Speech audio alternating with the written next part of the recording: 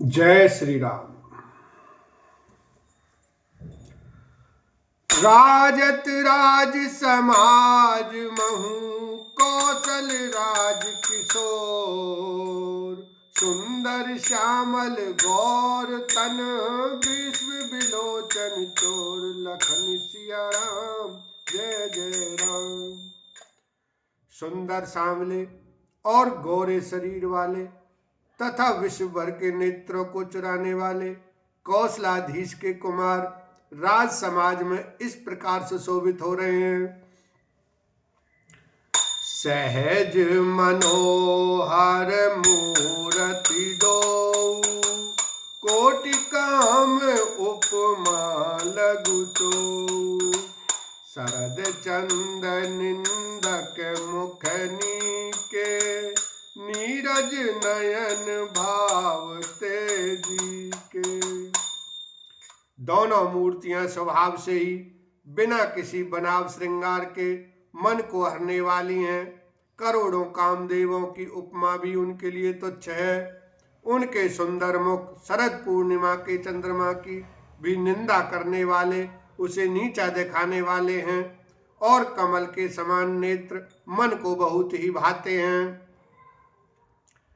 चितवनी चारु मारु मनुहरनी, भावती हृदय जाति नहीं बरनी, कल कपोल श्रुति कुंडल लोला, चिबुक अधर सुंदर मृदु बोला।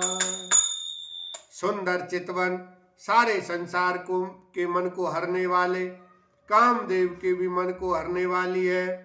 वह हृदय को बहुत ही प्यारी लगती है, पर उसका वर्णन नहीं किया जा सकता। सुंदर गाल हैं, कानों में चंचल झूमते हुए कुंडल हैं, ठोड़ी और अधर होंठ सुंदर हैं, कोमल वाणी हैं। कुमुद बांधु कर निंदक हासा, भ्रकुटि विकट मनोहर नासा, भाल विशाल तिलक झलकाहि, कच बिलो की अले अवली लजाई। हंसी चंद्रमा की किरणों का तिरस्कार करने वाली है, भौहें टेढ़ी और नासिका मनोहर है, ऊंचे चौड़े ललाट पर तिलक झलक रहे हैं, दीप्तिमान हो रहे हैं। काले घुंघराले बालों को देखकर भौरों की पंक्तियां भी लजा जाती हैं। पीत चौतनी सिरनि सुहाई, कुसुम कली बिच बीच बनाई, रेखे रुचिर काम्बु कलगीवा, जनु त्रिभुवन सुषमा की सीवा। पीली चौकोनी टोपियां सिरों पर सुशोभित हैं, उनके बीच बीच में फूलों की कलियां बनाई काढ़ी हुई हैं। शंख के कम समान सुंदर गोल गले में मनोहर 3 रेखाएं हैं, जो मानो तीनों लोकों की सुंदरता की सीमा को बता रही हैं।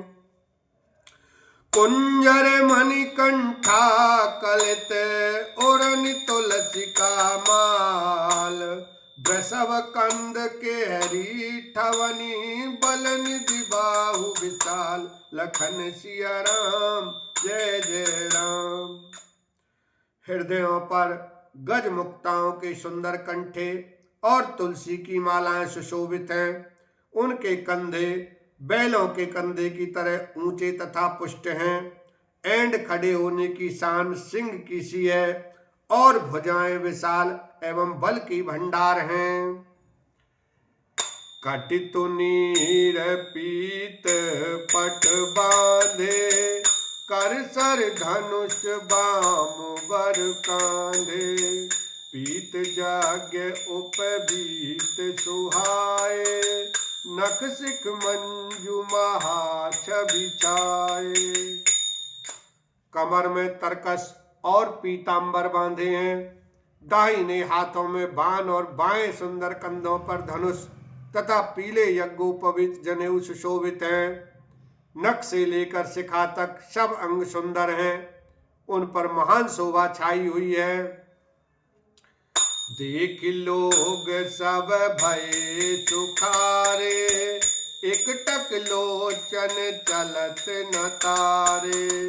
हर से जनक देख दो भाई, मुनिपद कमल गहे तब जाई। उन्हें देखकर सब लोग सुखी हुए। नेत्र एकटक निमेष शून्य है और तारे पुतलियां भी नहीं चलते। जनक जी दोनों भाइयों को देखकर हर्षित हुए। तब उन्होंने जाकर मुनि के चरण कमल पकड़ लिए। कर बिनती निज कथा सुनाई, रंग अवनि सब मुनि दिखाई। जह जह जाई कुंवर बर दो, तह तह चकित चितव सबको। विनती करके अपनी कथा सुनाई और मुनि को सारी रंगभूमि यज्ञशाला दिखलाई। मुनि के साथ दोनों श्रेष्ठ राजकुमार जहां जहां जाते हैं वहां वहां सब कोई आश्चर्यचकित हो देखने लगते हैं।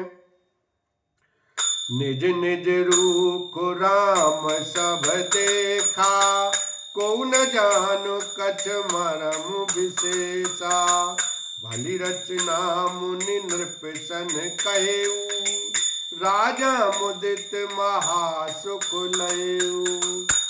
सबने राम जी को अपनी अपनी ओर ही मुख किए हुए देखा, परंतु इसका कुछ भी विशेष रहस्य कोई नहीं जान सका।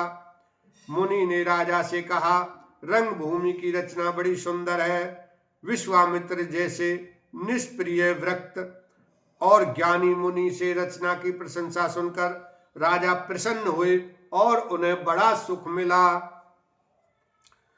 सब मंचन ते मंच एक सुंदर विशद विशाल। मुनि समेत दो बंधु तह बैठा रे महिपाल। लखन सिया राम जय जय राम। सब मंचों से एक मंच अधिक सुंदर, उज्जवल और विशाल था। स्वयं राजा ने मुनि सहित दोनों भाइयों को उस पर बैठाया।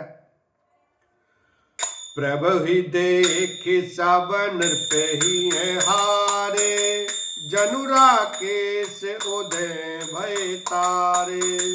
अस प्रतीति सबके मन माही, राम चाप तोरव सक नाही।